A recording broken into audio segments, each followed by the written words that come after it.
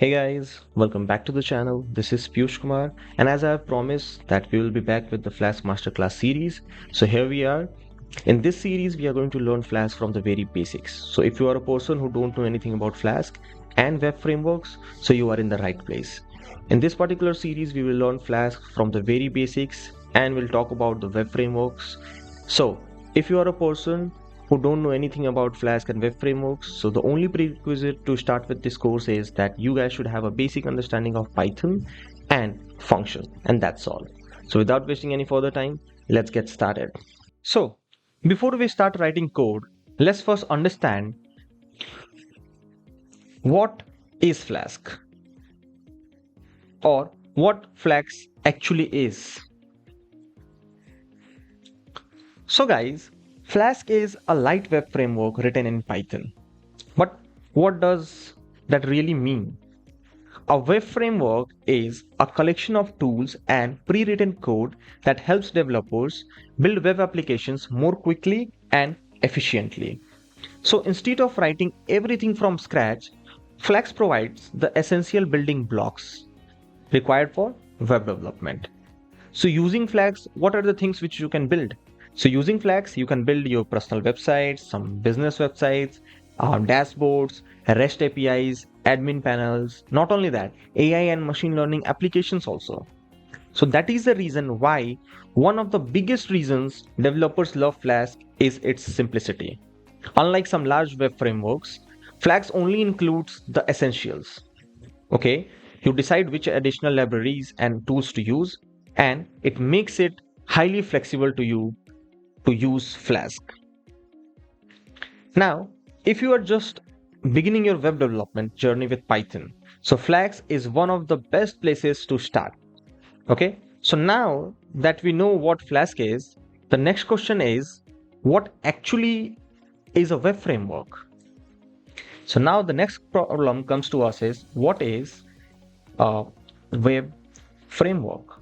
So the answer of this question will be, imagine you want to build a website from scratch. Okay, so think about everything your website needs. So generally when you build a website, what are the features or what are the things which you want in your website?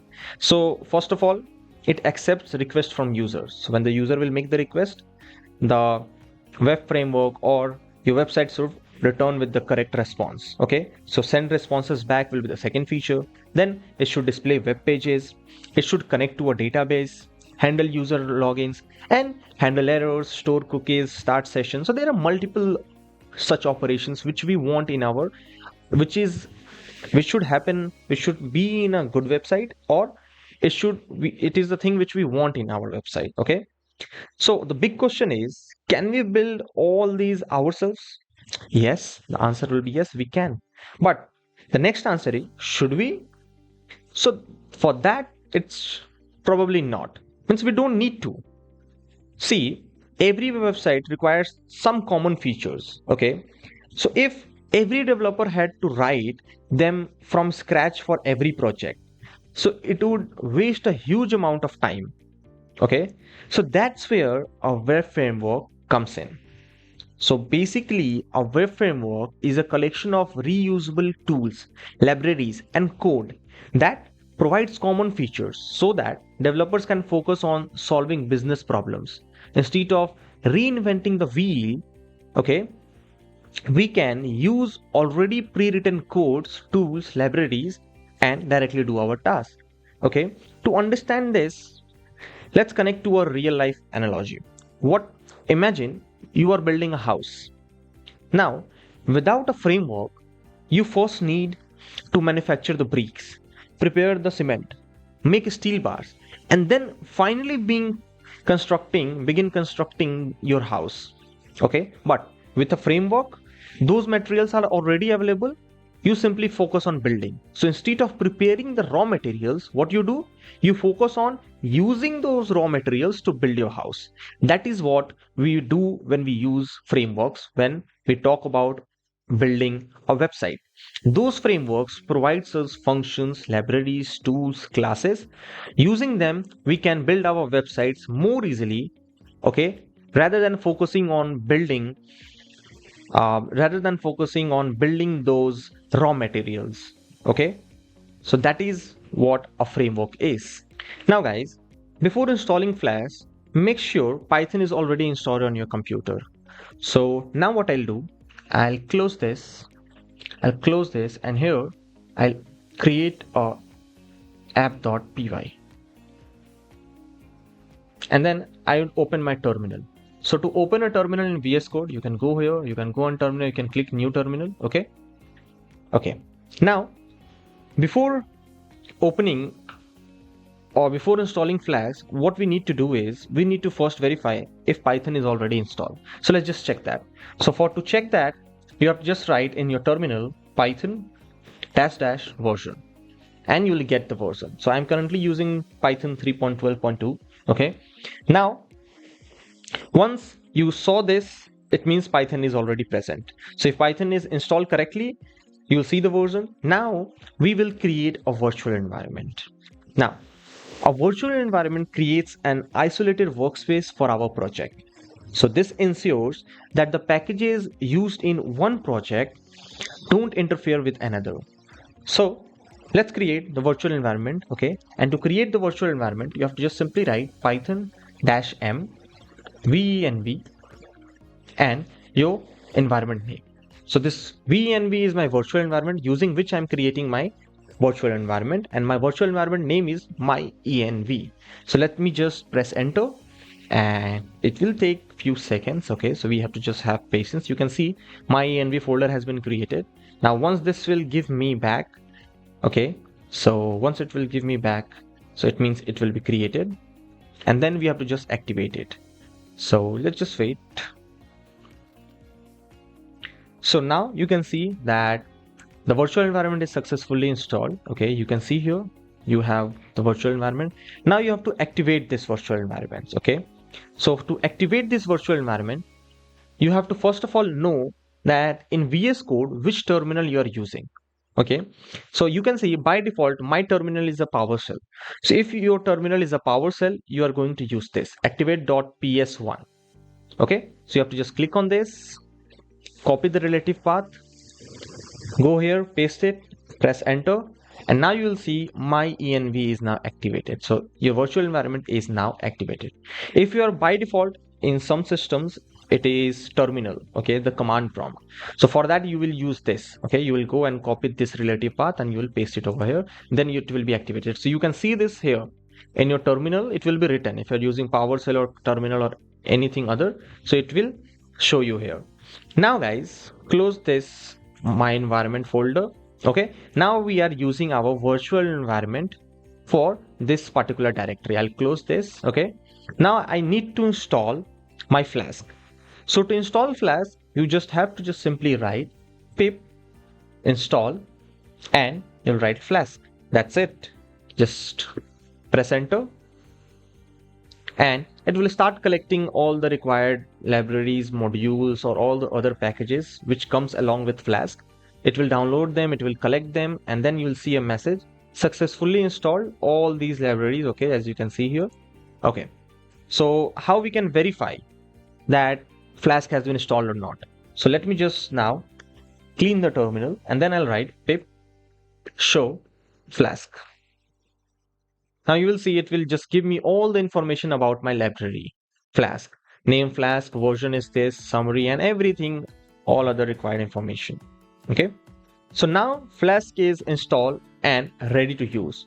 So let's just do what? Let's create our first Flask applications. So to create it, I'll again clean my terminal. I don't like my terminal messy, so I just clean it every time. Now I have already created a Python file named as app.py. So now let's just start by writing our code. So first of all, you have to write the code to import Flask. So you will write from Flask import Flask. Okay, so from Flask library, we are importing the Flask class. Okay, then we have to create our first app. So to create the app, we'll use the Flask library and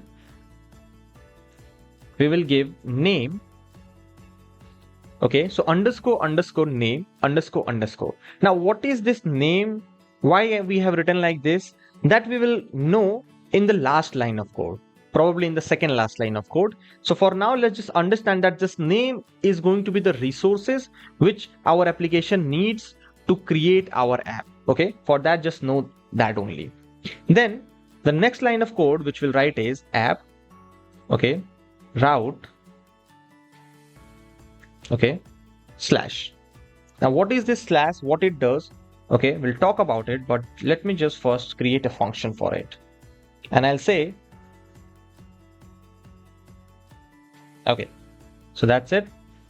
Now guys, this root is actually, it's going to be our home page. But what I'm saying, what I'm trying to say is that by default, when you'll start your application, it will go on that route. Okay, so by default, slash is the home page. Okay, so it will go automatically there. And it is like a decorator, and I have attached in this function home, okay, which actually returns a HTML tag, which is h1 tag, in which I'm just saying that heading 1 and say hello Flask. That's it. But it will not run. If I'll execute the code, it will not run yet. Why? Because I have not started it. So I have to run my application. I have created my application. I have set my home page. Okay, I've set my home page, but I've yet not started my application. So now I need to start my application. So to start the application, you need this resource. Okay, so that resource now you will use here. So if underscore underscore name underscore underscore equals to, you will say underscore underscore name, okay, main, and you will say app dot run.